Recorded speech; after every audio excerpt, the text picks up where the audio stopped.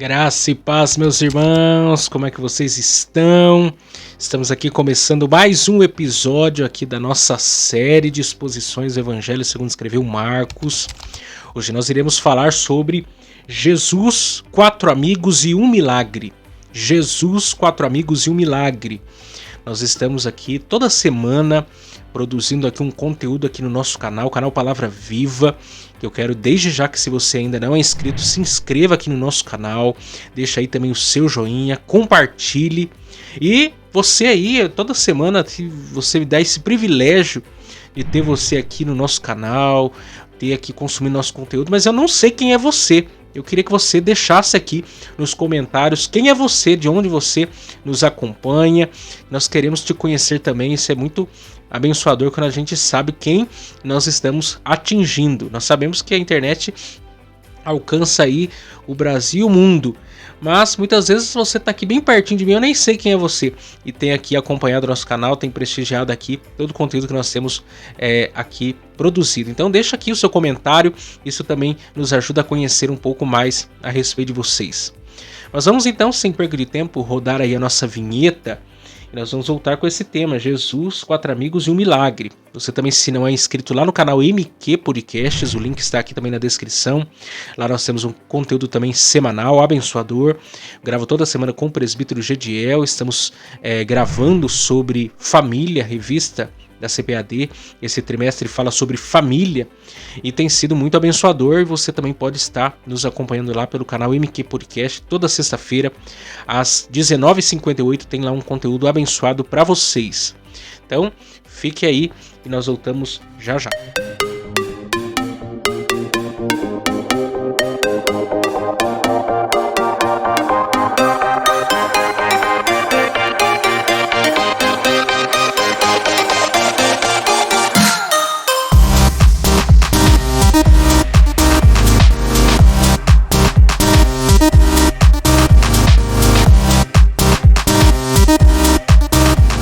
Muito bem, graças a Deus.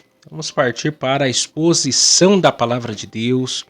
Hoje nós estaremos adentrando o capítulo de número 2. Nós ministramos aí, se eu não estou enganado, 10 mensagens no capítulo 1 de Marcos. Capítulo 1 nós observamos aí 10 mensagens. Todas elas estão aí disponíveis para vocês na nossa playlist no Evangelho segundo escreveu Marcos, o Evangelho do Servo Vitorioso.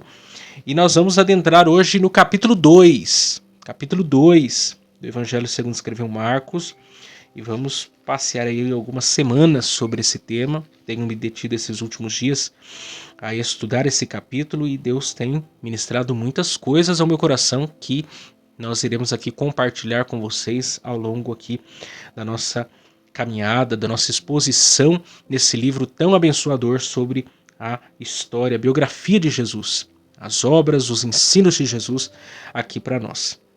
Se você inclusive quer nos ajudar, alguém fica me perguntando como que eu poderia ajudar o canal Palavra Viva de alguma forma. Você pode ser um patrocinador desse canal. Eu já comentei aqui com vocês em vídeos anteriores que eu tenho sonhos que são maiores do que só produzir aqui um conteúdo na internet para vocês, virtualmente, mas também futuramente, se Deus assim nos der condições, produzir material literário para vocês. Eu tenho um livro já escrito, revisado, um prefácio, pastor amigo meu que escreveu, está pronto para ser publicado, Só precisa de quê? Precisa de recurso financeiro para isso. E você pode ser um patrocinador, você pode patrocinar o nosso ministério aqui online, que nós, com a ajuda de Deus, queremos entrar em outras áreas da pregação do evangelho, como por exemplo a escrita, produzindo literatura, produzindo livros que sejam edificantes para a vida da igreja. E se você quiser ser um patrocinador do nosso canal, existe a forma de você fazer isso aqui na descrição do nosso vídeo. Mas vamos lá. Evangelho de Marcos, capítulo 2. Evangelho de Marcos, capítulo 2. Nós vamos meditar hoje nos versos de número 1 a 12, que nos dizem assim: E alguns dias depois, entrou outra vez em Cafarnaum, e soube-se que estava em casa. E logo se ajuntaram tantos que nem ainda nos lugares junto à porta lhes cabiam, e anunciava-lhes a palavra. E vieram ter com ele conduzindo um paralítico, trazido por 4, e não podendo aproximar-se dele por causa da multidão. Descobriram o telhado onde estava, e fazendo um buraco, baixaram o leito em que jazia o paralítico. E Jesus, vendo-lhes a fé, disse ao paralítico: Filho, perdoados estão os teus pecados. E estavam ali, assentados alguns dos escribas, que arrazoavam em seu coração, dizendo: Por que diz este assim blasfêmia? Quem pode perdoar pecados senão Deus? E Jesus, conhecendo logo em seu espírito que assim arrazoavam entre si, lhes disse: Por que arrazoeis sobre essas coisas em vosso coração? Qual é mais fácil, dizer ao paralítico: Estão perdoados os teus pecados, ou dizer: Levanta-te, toma o teu leito e anda? Ora, para que saibais que o Filho do Homem tem na terra poder para perdoar pecados, disse ao paralítico: A ti te digo, levanta-te e toma o teu leito e vai para a tua casa. E levantando-se e tomando logo o leito, saiu em presença de todos, de sorte que todos se admiraram e glorificaram a Deus, dizendo: Nunca tal vimos. Então vamos meditar nessa passagem no dia de hoje. E é fato que essa passagem nos leva a pensar, antes de qualquer coisa, sobre a importância da amizade. Amizade. Amizade é uma palavra, né? Amigo é uma palavra que no contexto grego, por exemplo, é um tipo de amor, né? Em grego há 4 palavras, pelo menos, para amor. Temos o amor ágape, temos o amor storge, temos o amor philos, que é o amor amizade, e temos o amor eros. E se nós pudéssemos colocar de uma forma progressiva e gradativa a questão do amor grego, né, a forma como qual nós o recebemos, a forma pelo qual nós o recebemos, nós poderíamos colocar em primeiro lugar, por exemplo, o amor ágape, que é o amor divino, é o amor sacrificial, é o primeiro tipo de amor com que o ser humano tem contato. Deus é amor, né? E ainda diz lá, 1 João capítulo 4, verso 19, que nós o amamos porque ele nos amou primeiro. Quer dizer, Deus, como sendo a essência de todo amor, sendo o próprio amor encarnado na pessoa de Cristo, ele é o primeiro. A nossa ideia de amor, tudo que nós entendemos por amor, nós o entendemos porque Deus é amor. Deus é a fonte de todo amor. Nós não saberíamos amar se não fôssemos amados por Deus. Então esse é o primeiro tipo de amor que nós poderíamos observar. Depois nós temos o amor storge, que é o amor familiar, é o amor do pai para com os filhos, é o amor dos filhos para com os pais, dos irmãos para com os irmãos e assim por diante. É o amor desenvolvido no seio da família. É um segundo tipo de amor que nós recebemos, né? E que é importantíssimo. Depois, já fora do âmbito familiar, nós temos o amor philos, o amor amizade. Amor por interesses em comum. Amor desenvolvido por reciprocidade, fora do contexto familiar. É quando o amor começa a amadurecer. É quando o amor, quando você agora está como alguém amado, tendo condições de amar outros e relacionar-se com os outros. E por fim o amor eros, que é o amor de um homem para com uma mulher para com um homem. O amor por aquilo que lhe faz falta, o amor desejo, o amor da sexualidade. É o amor eros, que é o amor desenvolvido já para, inclusive, dar início a uma nova família e, assim, dar seguimento à sociedade como um todo, né? Que nós observamos. E aqui o amor philos, ele é interessante, o amor amizade ele é interessante porque ele é um tipo de amor que revela para nós como anda a nossa saúde emocional.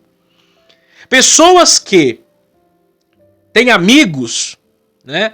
Pessoas que constroem relacionamentos fora do âmbito familiar, fora do contexto, inclusive, do casamento, do amor eros em si, e até mesmo do relacionamento com Deus, mas pessoas que constroem amizades, né? Pessoas que possuem amizades, né, duradouras, com profundidade, com intensidade, são pessoas que têm o quê?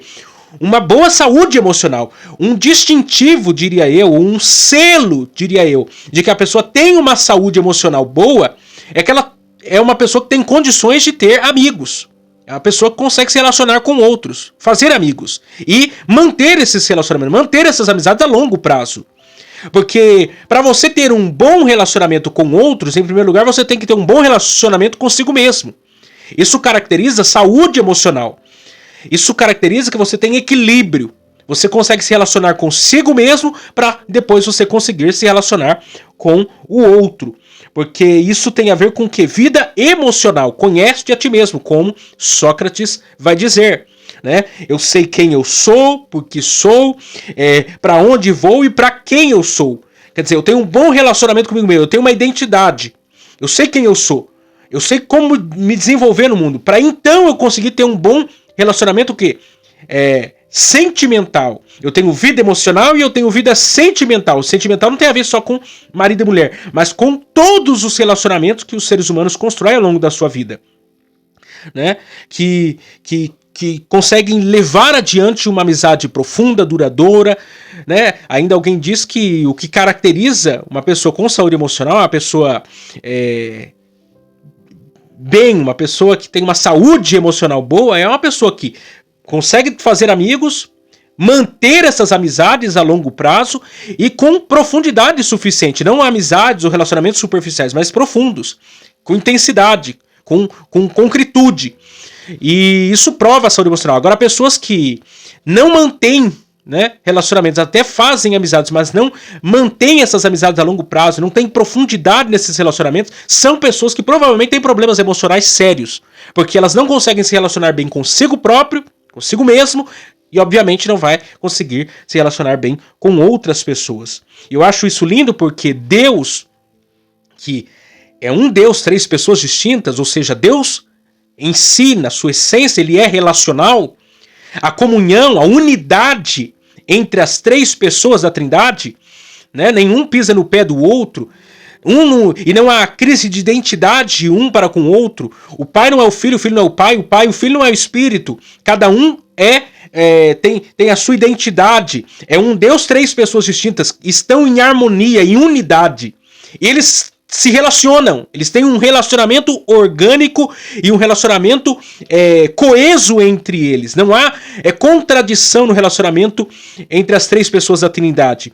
E esse Deus, que é um Deus relacional, ele nos trata como amigos. Por exemplo, Deus chamou Abraão de seu amigo. Deus chamou Moisés de seu amigo. Jesus não nos chamou de servos, nos chamou de amigos. Ou seja, o próprio Deus tem interesse de se relacionar conosco. Ele quer ter amizade conosco. Antes, por causa do pecado, éramos inimigos de Deus, mas agora, por causa de Cristo, da obra de Cristo, nós somos amigos de Deus. Aquela ruptura que houve por causa do pecado foi reatada. A ponte que havia sido derrubada por causa do pecado foi reconstruída pela graça de Deus, pelo Evangelho de Jesus Cristo, pelo sangue de Jesus vertido na cruz cravada, de modo tal que nós podemos ter agora amizade com Deus. Nós podemos ter relacionamento, nós temos livre acesso à pessoa do Pai. E a Bíblia, é lógico, tem dezenas de exemplos de amizades. Nós temos muitos exemplos positivos nas escrituras de amizade, né, que nós poderíamos aqui citar. Não vou citar porque é muito abrangente para nós pensarmos, mas eu vou destacar dois: Jó e seus amigos e Davi e Jonatas, ou mesmo Ruth e Noemi.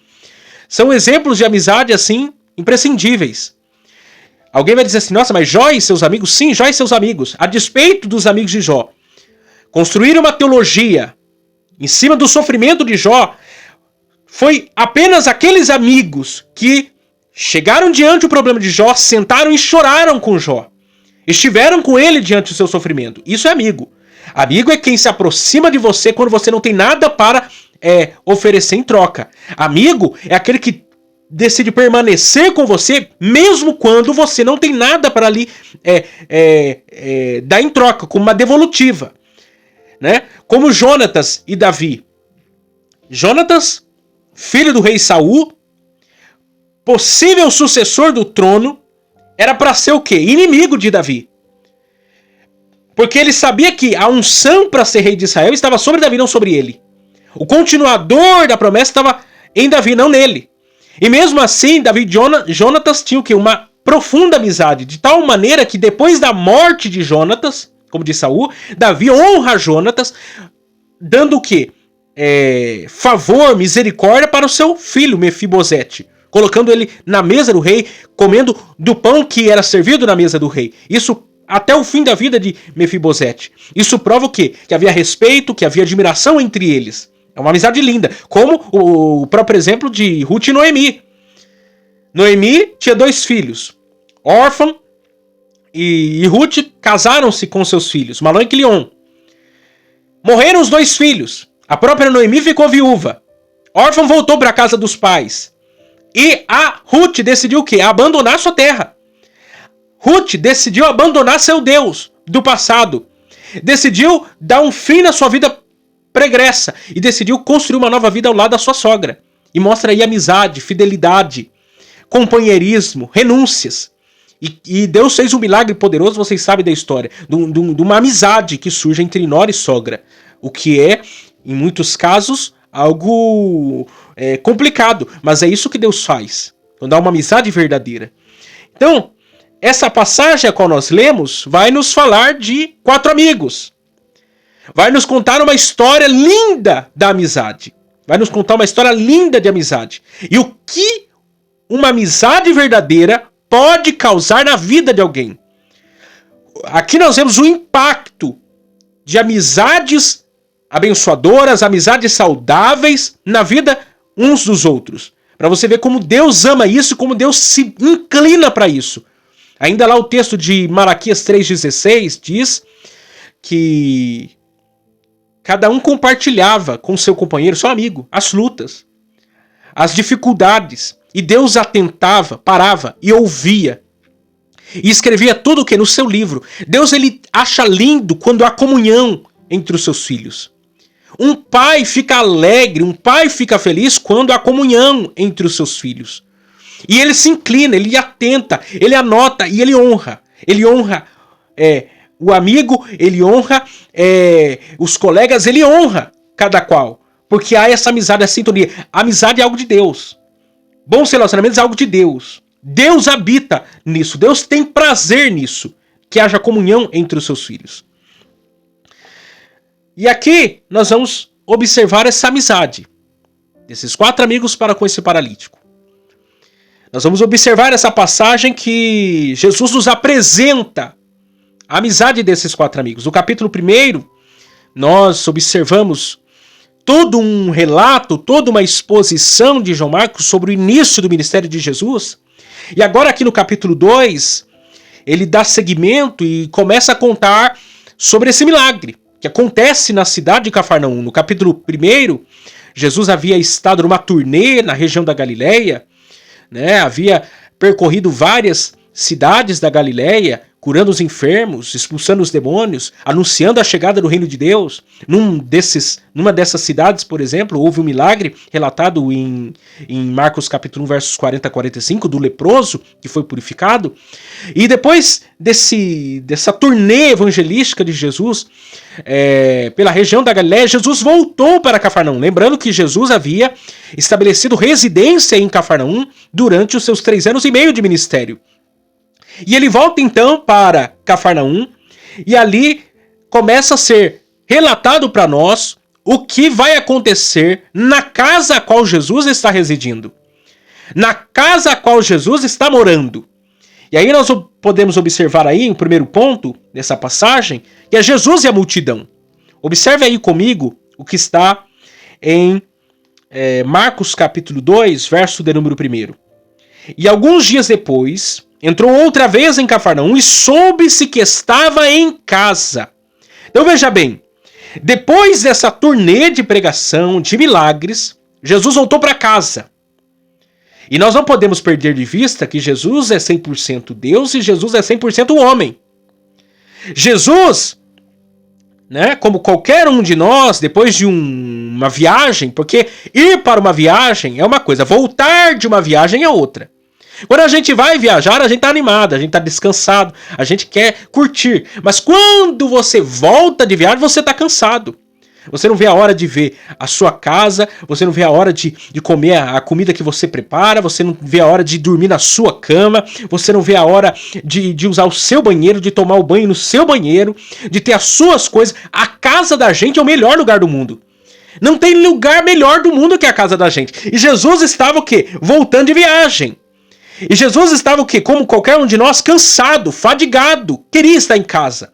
E é bem verdade que aqui Jesus estava voltando para casa, não qualquer casa, mas a casa de Pedro, a qual ele morou por 3 anos e meio. Então vamos pensar, quem que morava nessa casa? Morava Pedro, morava sua esposa, morava a sogra, André provavelmente morava nessa casa também. A Bíblia não diz se Pedro tinha ou não filhos, então fica aí a interrogação.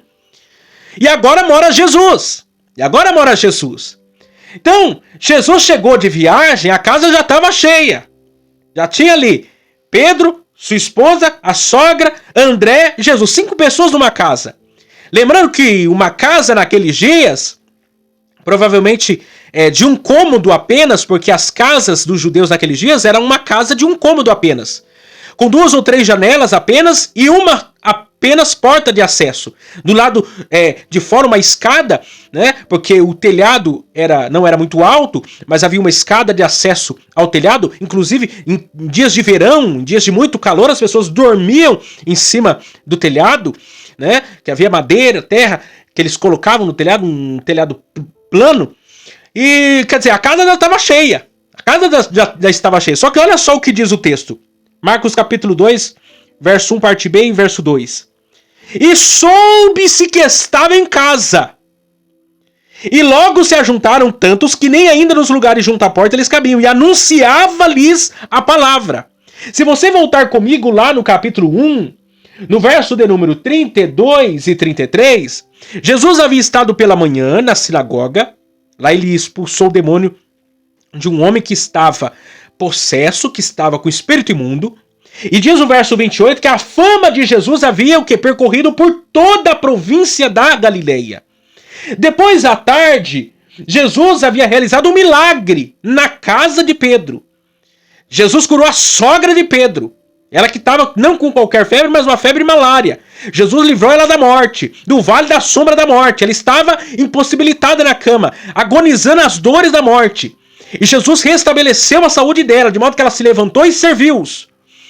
O banquete que estava planejado foi servido pela sogra de Pedro junto com a sua filha, esposa de Pedro.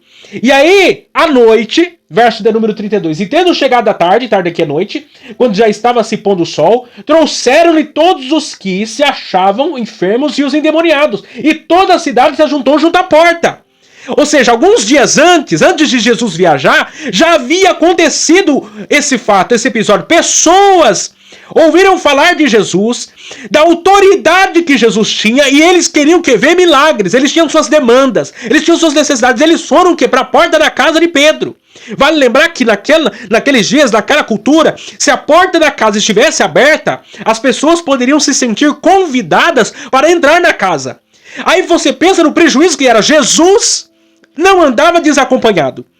Aonde Jesus estava havia uma multidão. Imagina, já tinha 5 pessoas naquela casa, já estava super lotada. Aí agora tem uma multidão na porta da casa.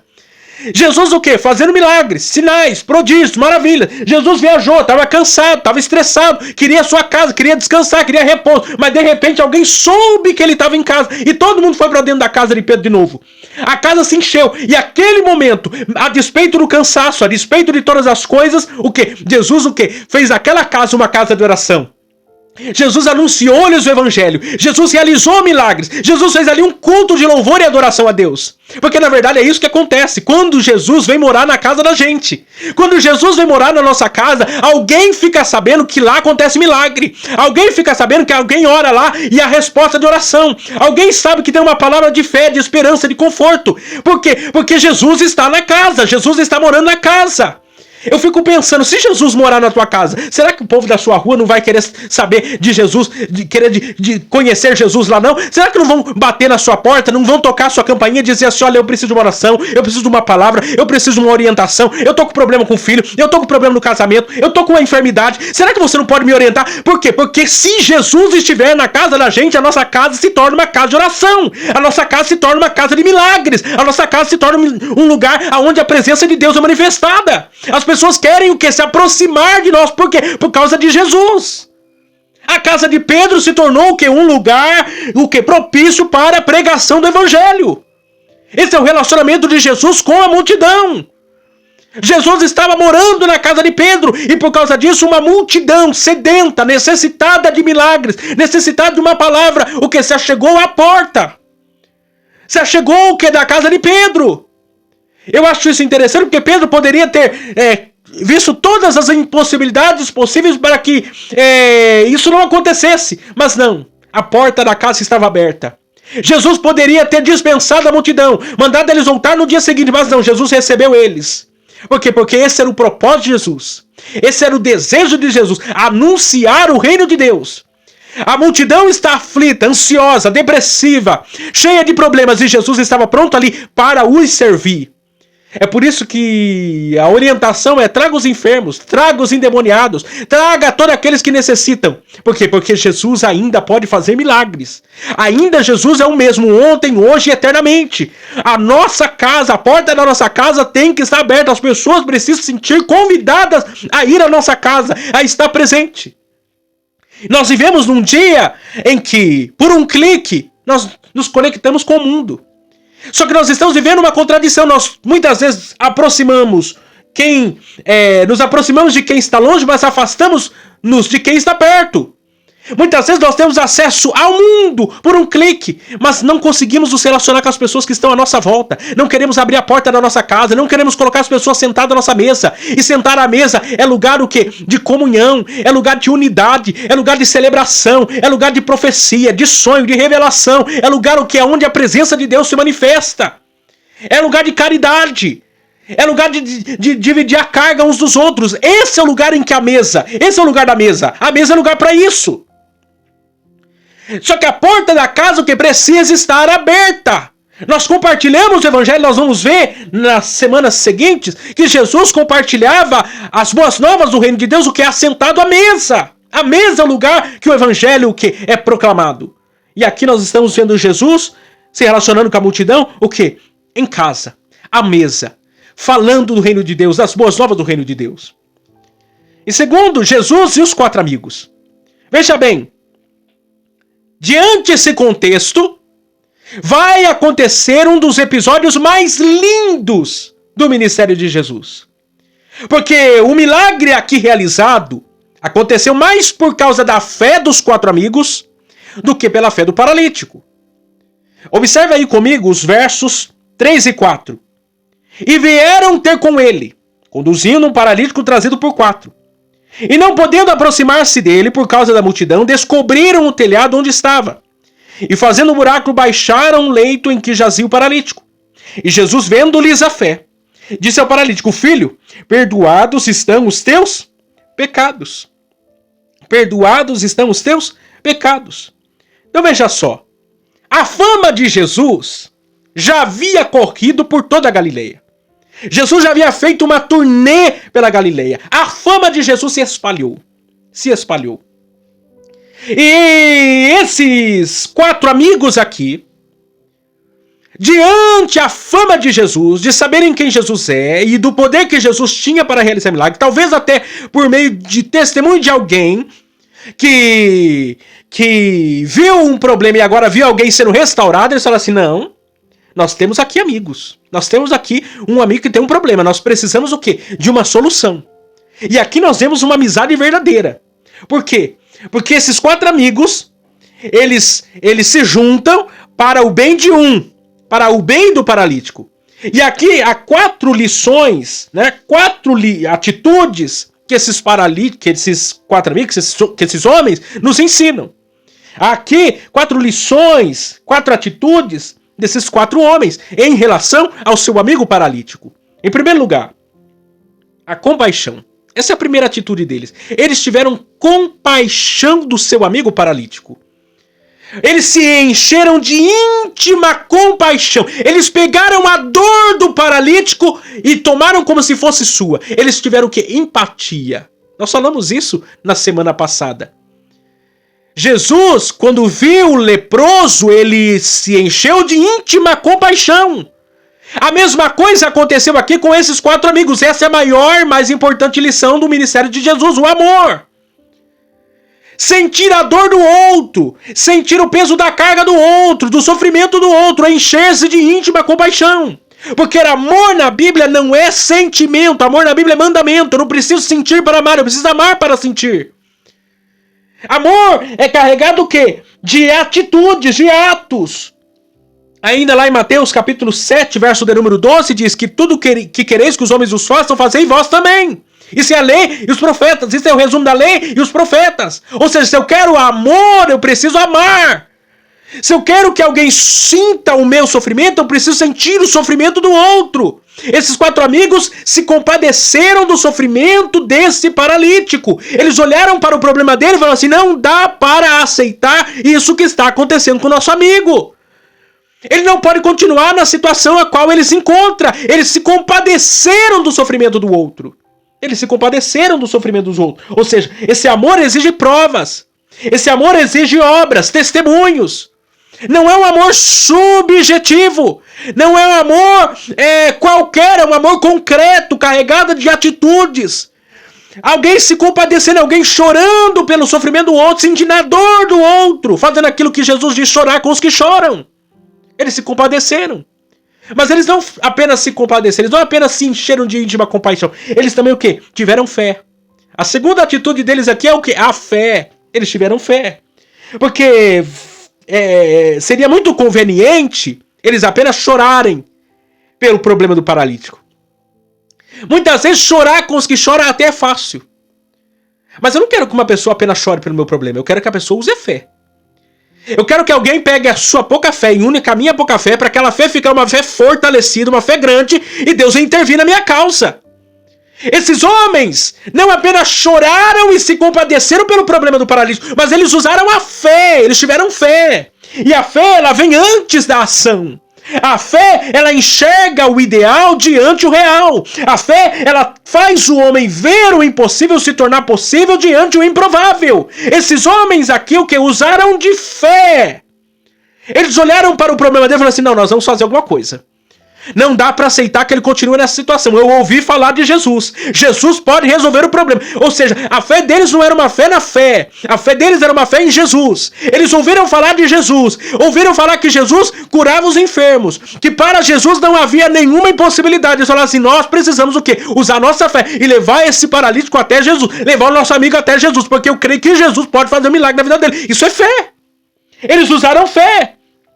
Eles olharam para o problema, eles identificaram o problema, mas eles o quê? Usaram o quê? A fé. Porque muitas vezes nós até conseguimos chorar.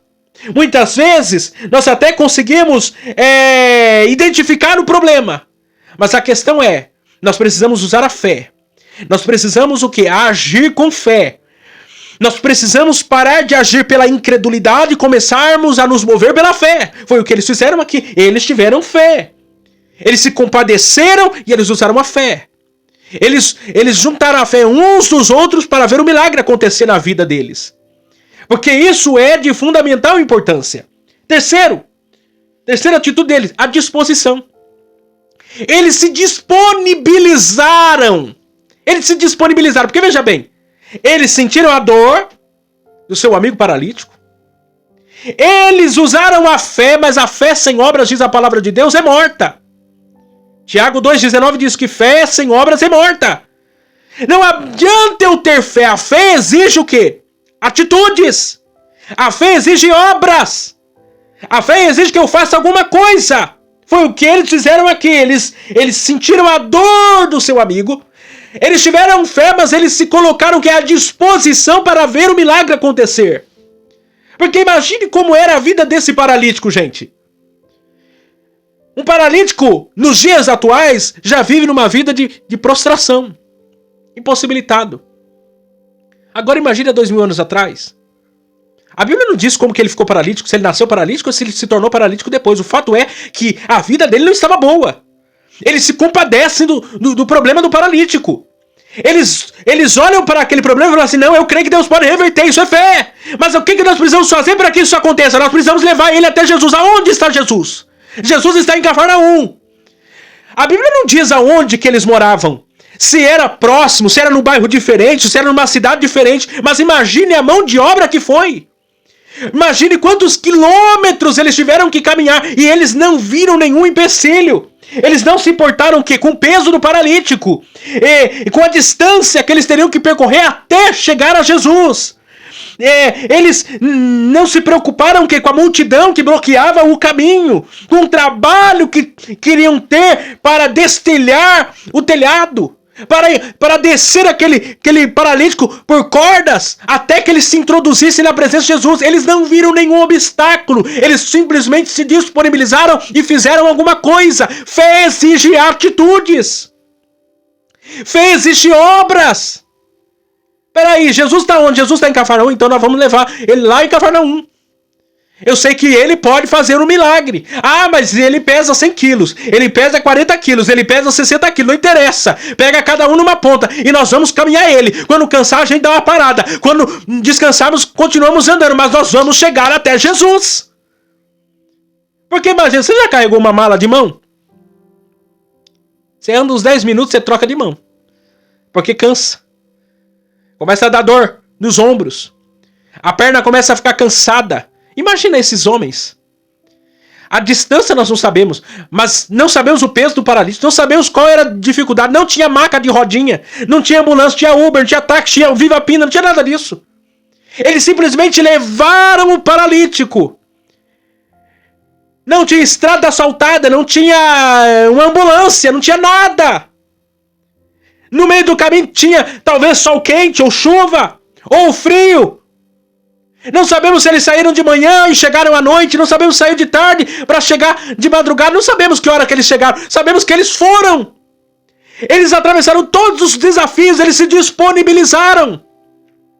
E eles chegaram com o paralítico até Jesus. Isso é fé. É o que Deus disse para Abraão. Abraão, pai da fé. Por que Abraão é o pai da fé? Porque quando Deus chegou para Abraão, ele disse para Abraão, Abraão, sai da tua terra. Sai do meio da tua parentela e sai da casa do teu pai. Porque quando você fizer isso, eu vou abençoar os que te abençoarem, eu vou amaldiçoar os que te amaldiçoarem, eu engrandecerei o teu nome, eu farei de você uma grande nação. Eu vou cumprir promessas na sua vida, só que você tem que fazer uma coisa. O que você tem que fazer? Sair da tua terra. Você tem o quê? Sair da casa do pai. Você tem que sair o quê? Do meio da parentela. E quando você observa a história de Abraão, as promessas só começam de fato a acontecer na vida de Abraão quando ele cumpre as exigências, porque fé sem obras é mortas. Se você tem fé, mas não tem atitude, se você tem fé, mas não se dispõe, se você tem fé, mas não acorda na madrugada, se você tem fé, mas não jejua, se você tem fé, mas não chora pelo problema dos outros, o casamento tá por um fio, mas você não faz nada. Os filhos estão quase às drogas e você não ora por eles, nunca jejuou por eles. A igreja está em frangalhos, mas você não se move. Tem gente perdida na rua da sua igreja, tem gente perdida na rua da sua casa, mas você nunca falou que Jesus ama ele e que quer salvar a vida dele. Como que nós queremos os milagres se nós não nos dispusermos, se nós não nos disponibilizarmos? Tem que haver uma mudança, tem que haver uma atitude. Alguns dias atrás, colega nosso, uma luta, quase um ano numa prova. Um dia me mandou mensagem, logo numa segunda-feira. E um ano nós aconselhando, conversando, orando junto, e parece que o céu de bronze não tem resposta. Um sofrimento sem fim. Eu falei para ele, vamos orar. Vamos fazer um propósito de oração em jejum 7 dias. E Deus vai dar uma resposta. Deus vai fazer alguma coisa. Se juntou eu, ele, a minha noiva, um amigo meu e o pai de um amigo meu.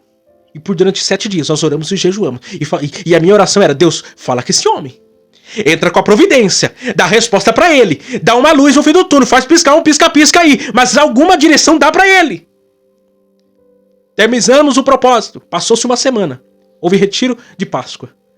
E lá no retiro, Deus trouxe alguém lá do estado do Pará, um pregador lá do estado do Pará para ministrar no retiro. E Deus deu uma resposta pra ele. Por quê? Porque Deus ainda faz maravilhas, nós temos que nos dispor. A verdade é que os milagres vão acontecer, as coisas vão acontecer quando nós nos dispomos, nós temos que ter atitudes de fé. Só que muitas vezes nós queremos os milagres, mas nós não queremos nos disponibilizar. Nossa fé é uma fé morta, é uma fé fraca, porque é uma fé na fé, não é uma fé em Cristo, é uma fé sem atitude, é uma fé sem obras. E esse homem aqui, esses 4 homens aqui tiveram fé, eles se dispuseram. Quarto, eles tiveram criatividade. Eles tiveram compaixão, eles tiveram fé, eles se disponibilizaram, eles usaram a criatividade. Porque imagina, nós não sabemos quantos quilômetros eles andaram até chegar aonde Jesus estava, até a casa de Pedro, até Cafarnaum, nós não sabemos. Só que quando eles chegaram lá, a porta estava bloqueada. A multidão estava o quê? Toda em volta da casa. Não tinha como acessar, eles estavam carregando um paralítico. Como que vai chegar agora até Jesus? E mais, quando eles chegaram lá, tinha leproso lá. Tinha gente com fluxo de sangue. Tinha gente o quê? Tinha outros leprosos lá também. Tinha cego, tinha surdo, tinha mudo. Tinha um monte de gente com as suas demandas. Quando eles chegaram lá, alguém pensou, alguém chegaria nessa circunstância, alguém chegaria nesse momento e pensei, nós perdemos tempo. Perdemos viagem, porque olha quanta gente está aqui com o mesmo problema que a gente, com a mesma situação que a gente. Como é que a gente vai ter uma reunião particular com Jesus? Como é que Jesus vai fazer um milagre na vida do nosso amigo se nós nem conseguimos nos aproximar dele? Eles olharam para o cenário e o cenário estava o quê? Bloqueado. Estava tudo o quê? Bloqueado, não tinha acesso, não tinha condições. Mas o que acontece? Eles viram uma brecha. Qual que era a brecha? O teto. A porta está bloqueada, o caminho está bloqueado, mas tem uma brecha. Da onde está a brecha? A brecha está o teto. Isso é criatividade. Você pode mudar os métodos sem perder a essência do propósito. Você pode fazer algo por um caminho diferente, tendo o mesmo coração, a mesma intenção, o mesmo propósito. Lembra, por exemplo, lá no Antigo Testamento? A viúva de um marido piedoso chega para Eliseu e diz, olha, meu marido, teu servo morreu. E agora tá vindo os credores. Agora tá vindo gente aqui bater na porta da minha casa querendo que eu pague as dívidas. Querendo levar meus filhos como escravo. O que eu faço agora?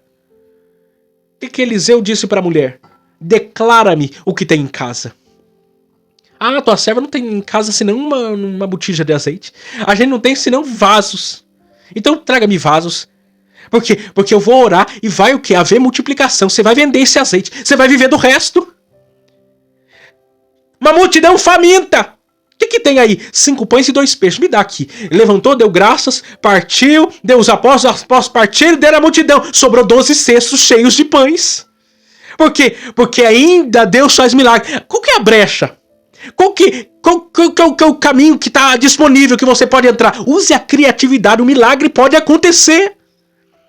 O milagre é com Deus, mas as brechas nós que temos que procurar. O que eu preciso fazer para que Deus realize o milagre?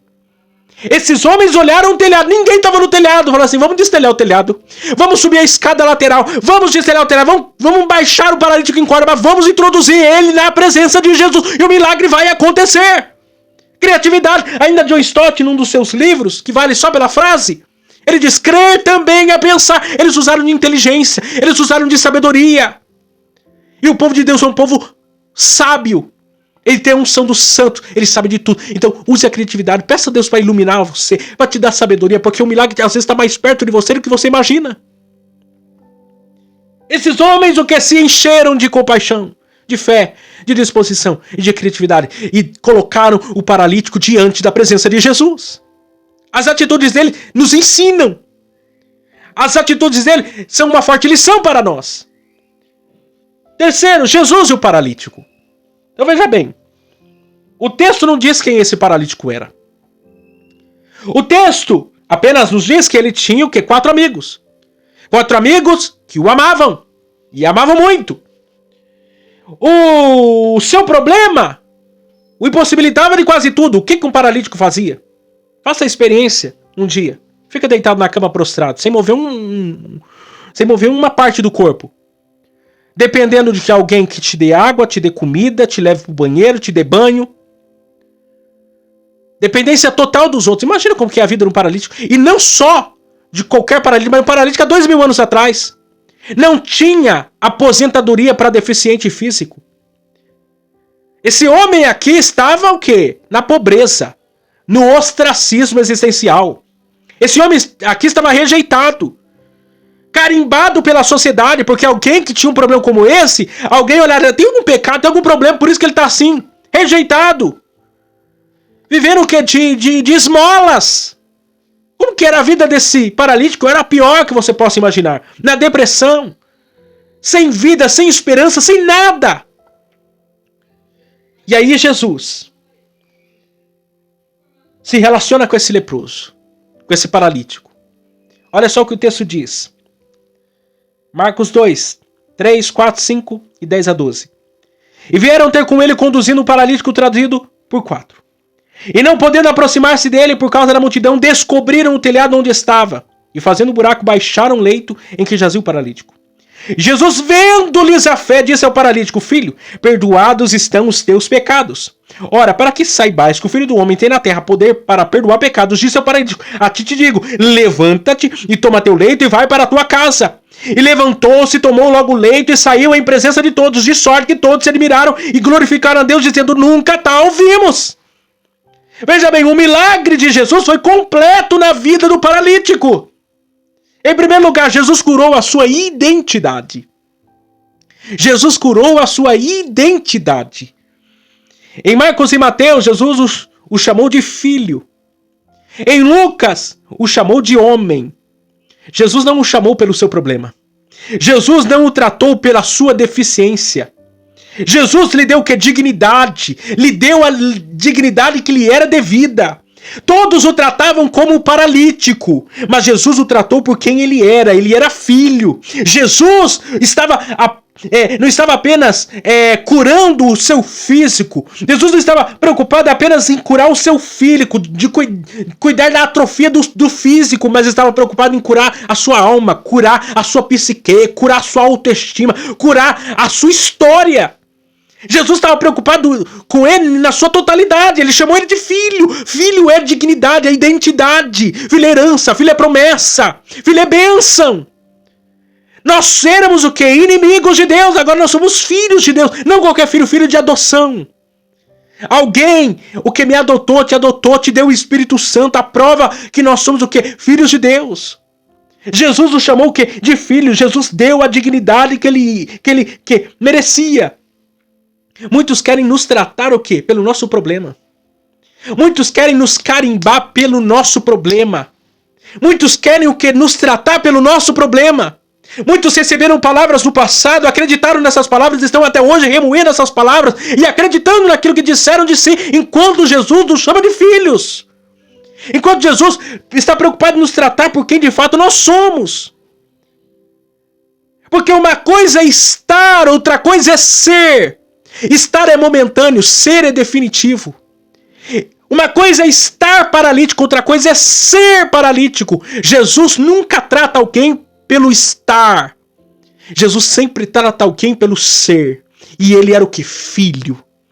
É isso que definia ele. A identidade dele era de filho, não era de paralítico. Paralítico era algo momentâneo. Jesus resolveu o problema da paralisia. Alguém agora vai chamar ele de ex-paralítico, mas nunca vai chamar ele de paralítico. Por quê? Porque ele é filho. Eu não sei qual que é o seu problema. Alguém quer taxar você, quer carimbar você. Mas Jesus te chama de filho. Filho é identidade. Filho é nome. Filho é outra coisa, é outro tipo de relacionamento. Filho é de fato a identidade que nós temos diante de Deus. Nós somos filhos. Comprados e lavados no sangue do Cordeiro. É assim que Deus nos trata como filhos. O próprio Deus chamou Jesus de filho, a qual ele se comprazia. Da mesma forma é para comigo e com você, por causa do sangue de Jesus. Hoje nós somos aceitos diante da presença do Pai. Hoje nós somos chamados de filhos. Aquele paralítico era filho. Jesus curou a sua identidade. A primeira coisa que Jesus fez foi curar a sua história. E é assim que ele faz na minha vida e na sua vida. Em segundo, Jesus curou a sua psique. Lá em Mateus 9, verso 2, Jesus disse ao paralítico: tenha bom ânimo. Tenha bom ânimo. Veja bem, a Bíblia não diz quanto tempo aquele homem estava naquela situação. A Bíblia não diz se ele era um paralítico de nascença. A Bíblia não, como aquele de 38 anos, a Bíblia não diz isso. A Bíblia diz que ele era paralítico. Esse homem aqui vivia uma vida triste, angustiante, limitada, dependendo dos outros para ser alguém no mundo. Mas olha a palavra que Jesus tem para ele. A palavra de Jesus para ele é: tenha bom ânimo. Tenha bom ânimo. E não é a palavra do Miqueias essa palavra, não é a palavra do pastor, não é a palavra do presidente da república, não é a palavra de Jesus, uma palavra fiel, uma palavra verdadeira. E ele chega para aquele paralítico e diz: tenha bom ânimo. Tenha bom ânimo. Essa palavra vai lá no coração, e a palavra de Jesus diz, Hebreus 4:12, ela é o que? Penetrante. Ela é como uma espada afiada de 2 gumes, ela vai na divisão da alma e do espírito, entre juntas e medulas, discernindo pensamentos e intenção do coração. Ela é uma palavra de cura, ela é uma palavra de restauração. A palavra de Jesus não tem o poder de voltar para si vazia. Quando ele diz para ele: tenha bom ânimo, essa palavra é uma palavra fiel, é uma palavra poderosa, tem seus efeitos. Aquele homem estava sendo restaurado em sua alma, em sua psique. A alma dele que estava turbada, problemática, sem esperança, sem alegria, sem ânimo, vivendo todo dia naquele sofrimento. A palavra de Jesus entrou no coração dele para trazer cura, para cicatrizar todas as feridas que estavam abertas. Tenha bom ânimo, tenha bom ânimo, tenha bom ânimo. Essa é a palavra de Deus para a minha vida hoje. Essa é a palavra de Deus para a sua vida hoje. Tenha bom ânimo. Tenha bom ânimo. Terceiro, Jesus o curou do seu principal problema, o pecado. Jesus estava preocupado não apenas de restabelecer a história daquele homem, sua identidade, a sua alma, sua psique, mas estava preocupado em restabelecer o seu relacionamento com Deus, com o Pai. A sua vida espiritual. Jesus estava preocupado não só com a vida bios, mas com a vida zoe, a vida espiritual. Quando ele olha para aquele paralítico e ele diz para ele: perdoados estão os teus pecados. Porque veja bem, o maior milagre ainda é perdão de pecados. A igreja, em Atos dos Apóstolos, capítulo 1, diz que começa com 120 pessoas. Jesus curou dezenas de milhares de pessoas. Cadê os dezenas e milhares de pessoas que receberam os milagres de Jesus no início da igreja? Não estavam. Muitos desses, inclusive, creio eu, estavam no dia da crucificação, dizendo: solte Barrabás e prenda Jesus. Crucifica Jesus. Porque muitos querem o Jesus do milagre, mas não querem. Muitos querem o milagre de Jesus, mas não querem o Jesus do milagre. Muitos querem os benefícios, mas não querem o doador. Querem a dádiva, mas não querem aquele que pode dar a dádiva. Ainda o maior milagre se chama perdão de pecados. Ainda o maior milagre é regeneração, é novo nascimento, é nova identidade. É ter o nome escrito no livro da vida. Esse ainda é o maior milagre. É salvação dos pecados. Esse ainda é o maior milagre. Existem problemas e havia uma cultura naqueles dias que pensava o seguinte: se alguém tem um problema como esse é porque tinha algum pecado envolvido. E é fato que Jesus, em João capítulo 9, em relação ao cego de nascença, diz: nem esse pecou, nem seus pais pecaram para que nascesse assim. A questão da maldição hereditária. Jesus disse: não é o problema de pecado aqui. Nem ele pecou, nem seus pais para que nascesse assim. Isso aconteceu para que o nome do Senhor fosse glorificado.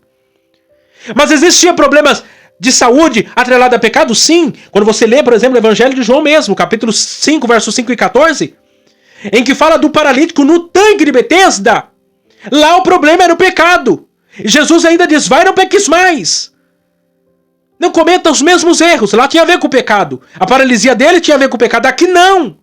Jesus, para colocar uma pá de cal, para resolver qualquer problema, para tirar qualquer dúvida de alguém, ele diz: perdoados estão os seus pecados. Ou seja, o seu problema não tem nada a ver com o pecado. Mas se alguém pensa que é por causa do pecado, eu já vou dar uma sentença. O que é de vitória para sua vida, o que é perdoados estão os seus pecados. Jesus não estava apenas liberando uma palavra de perdão como um homem qualquer, como um padre, como um pastor, mas como Deus, o único capaz de perdoar pecados.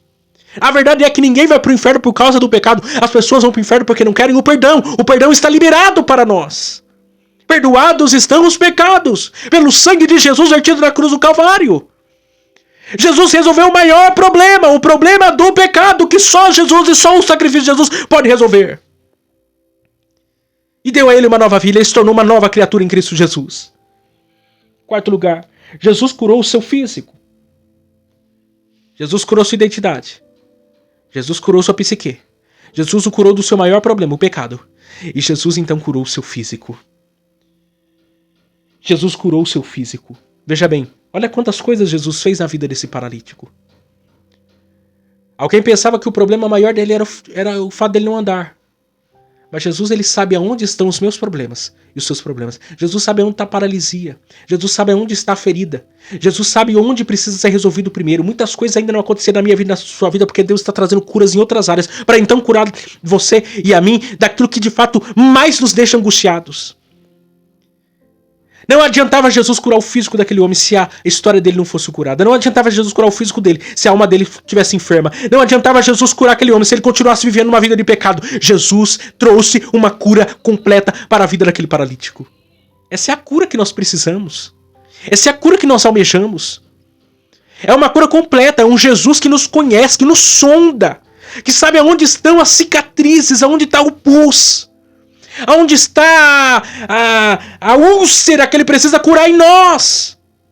O câncer que está em nós.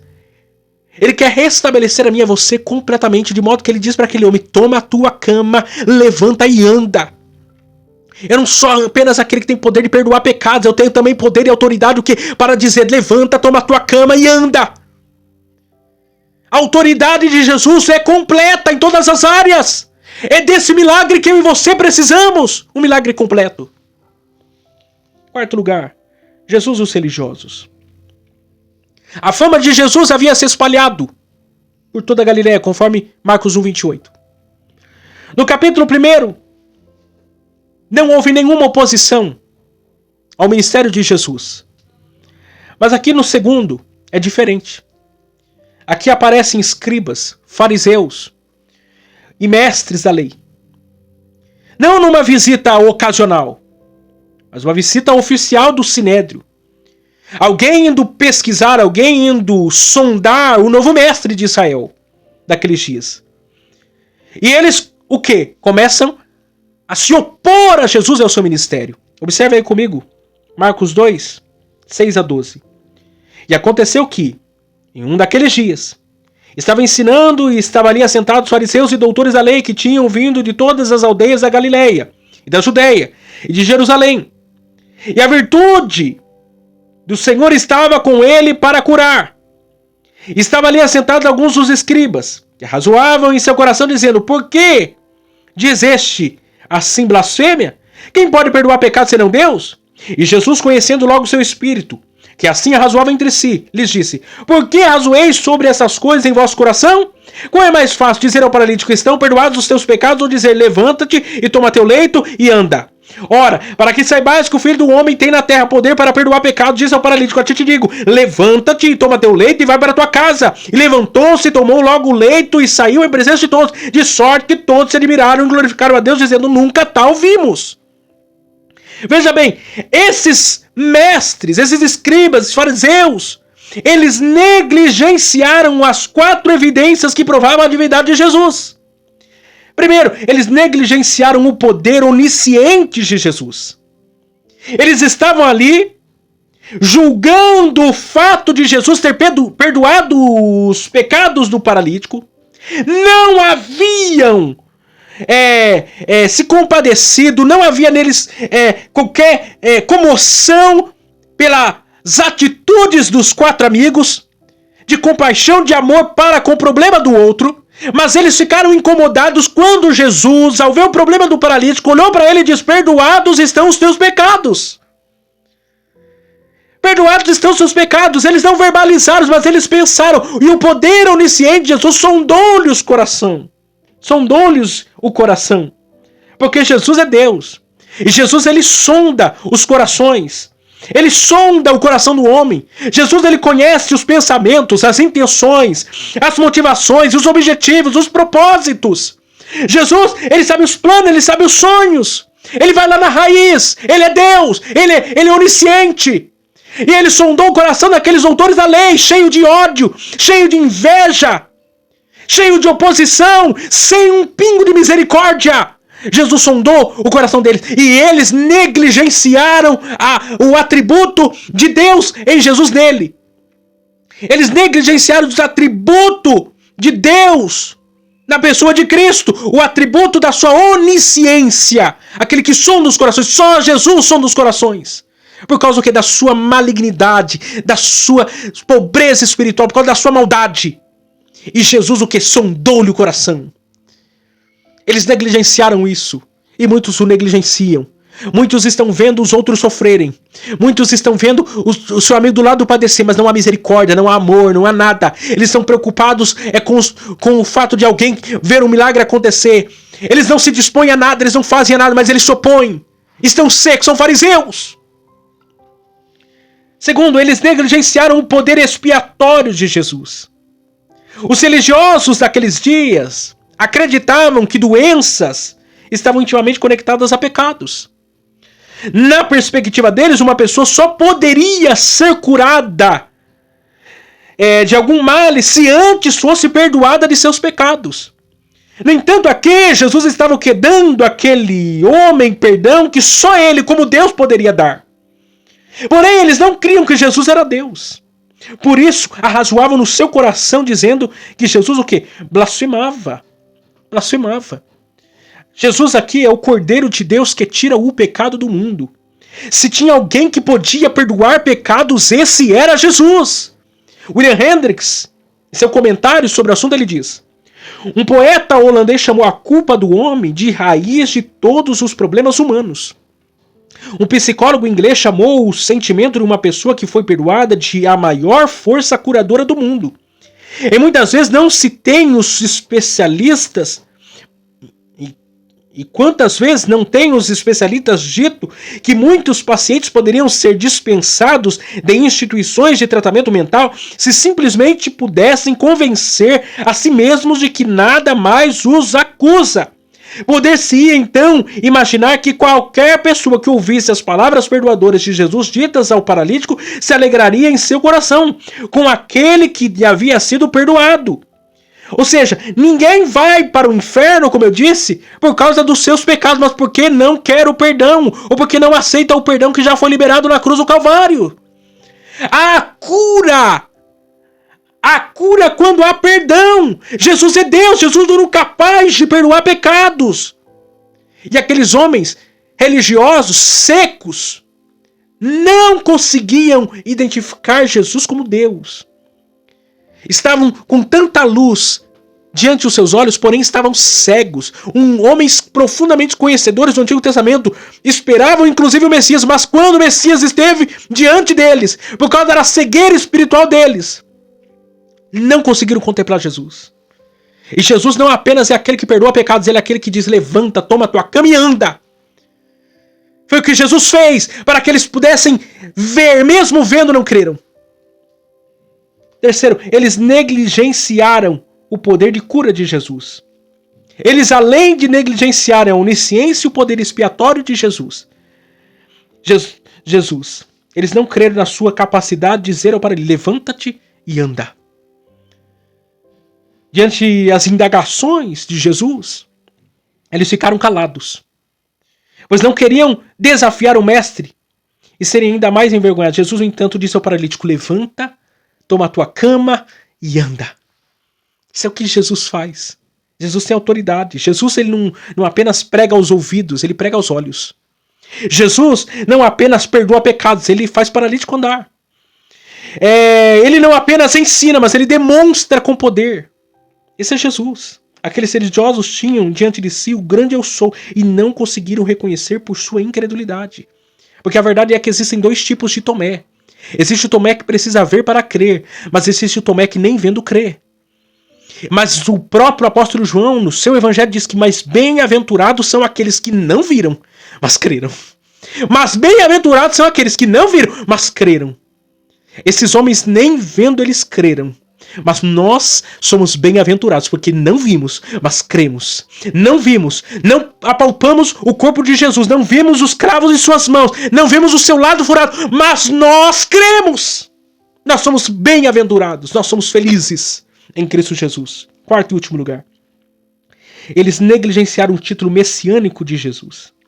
Esse é um termo que aparece 40 vezes em Marcos e 80 vezes nos evangelhos. Jesus é a segunda pessoa da Trindade. Ele estava no princípio com Deus. Jesus é sobre todos. É Deus bendito eternamente, amém. Ele é o grande Deus e Salvador. Nele está concentrada toda a plenitude da divindade. Eles esperavam tanto o Messias, mas quando ele os apareceu, o negligenciaram. Esse é o mal daqueles que se aproximam tanto da luz, mas que não tem revelação do Espírito Santo, não tem iluminação do Espírito Santo. Quem se aproxima da luz, mas sem a revelação do Espírito Santo, fica cego. Cego espiritualmente. É o que aconteceu com ele. Negligenciaram o Messias, o grande eu sou, o Santo de Israel, o Deus revelado em toda a Escritura. Eles negligenciaram, perderam a grande oportunidade da sua vida. A passagem se conclui dizendo, de sorte que todos se admiraram, glorificaram a Deus dizendo, nunca tal vimos. O milagre realizado redundou na glória de Deus. Jesus realizava milagres com sinais de sua divindade, mas o fim último sempre era a glória do Pai. Jesus aqui atendeu a multidão, viu a fé dos 4 amigos, curou o paralítico e confrontou os religiosos. Jesus realizou um milagre completo. Esse é o evangelho que nós pregamos, nós cremos. Esse é o Jesus que nós pregamos, um Jesus que faz milagres completos. Qual o problema que você está enfrentando? O que você precisa? Você está vendo alguém sofrendo do teu lado, você está quieto, está fazendo nada, está orando por ele na madrugada, está jejuando pela vida dele. O que você está fazendo? Jesus quer fazer um milagre na vida dele. E o milagre na vida dele, ele vai ser um milagre seu também, porque o problema do outro é o meu problema. A alegria do outro é a minha alegria. Nós precisamos chorar com os que choram e se alegrar com os que se alegram. Se nós queremos ver milagre, nós temos que nos compadecer. Temos que carregar a carga uns dos outros. Aparece, inclusive, no Novo Testamento, mais de 50 vezes a expressão uns com os outros. Chorar uns com os outros. Compartilhar as cargas uns com os outros. Tantas passagens falam sobre isso. Por quê? Porque nós somos chamados a caminhar em unidade, em comunhão, no mesmo propósito, com a mesma intenção. Muitos milagres só vão acontecer quando houver unidade de propósito. O milagre acontecendo na vida desse paralítico aconteceu mais por causa da fé dos 4 amigos do que pela fé do próprio paralítico. Tem muita gente que já não tem fé em si mesma. Mas se tiver 4 amigos com fé, 4 pessoas que se juntarem e falam assim, não, eu creio, eu vou orar, nós vamos jejuar, nós vamos levar até Jesus, nós vamos apresentar, o milagre pode acontecer. Pela fé de outros. Tem muita gente que só tá de pé porque alguém tá orando, porque alguém tá intercedendo, porque alguém tá o quê? Se dispondo para ver o milagre acontecer. Se disponha. Quando você vê os milagres acontecendo, você vai ficar feliz, você vai ficar alegre. Você vai poder dizer, o meu Deus ainda faz milagres. Chore com aqueles que precisam, mas se disponha, tenha fé, use a criatividade. Deus vai fazer maravilhas. Que Deus abençoe vocês. Semana que vem, vamos dar seguimento à nossa exposição. Iremos falar sobre Levi, o chamado de Jesus para com Levi. Então, não percam aí nenhum episódio aqui da nossa série, para a glória de Deus. E, se possível, compartilhe. Que eu sei que essa palavra vai abençoar a vida de outras pessoas para a glória de Deus. Deus abençoe vocês e até semana que vem, se Deus assim nos permitir.